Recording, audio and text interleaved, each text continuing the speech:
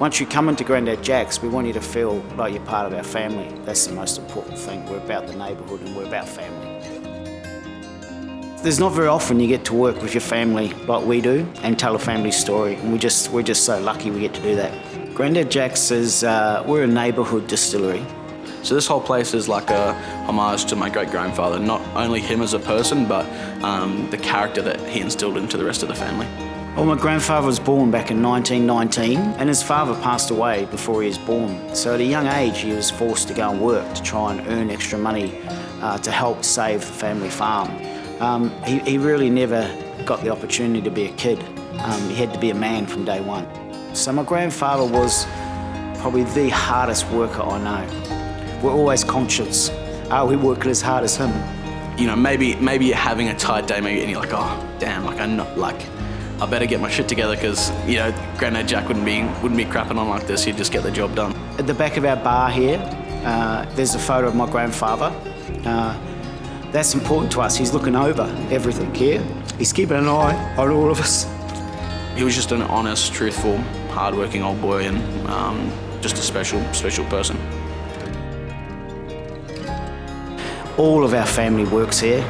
We're all here 7 days a week. My wife Nikki looks after all of our bookings.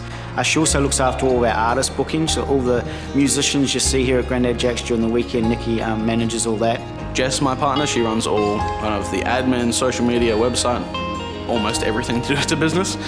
Luke, my son, the great-grandson of Granddad Jack, he's our head distiller, so absolutely everything that spirit in this distillery Luke makes. You've got Dad, who runs a lot of kind of, at the moment, setting up other venues possibly, and just the overall management of the business, I guess. And then we have Archer. Archie's my 2-year-old son, so he was in here, I think, 3 days after he was born, so he's kind of grew up in here. He loves to be here. In fact, Jess tells us she can't drive past the corner here of Lamana Lane without him wanting to come. I guess he's the mascot almost. He's definitely the big glowing lad, I guess. We have Carbo. Carbo is a rescue dog. He's funny as, but I guess he's similar to Archie. He's just the mascot. Everyone knows him for being the distillery dog and just adding a little bit of fun and joy to the place.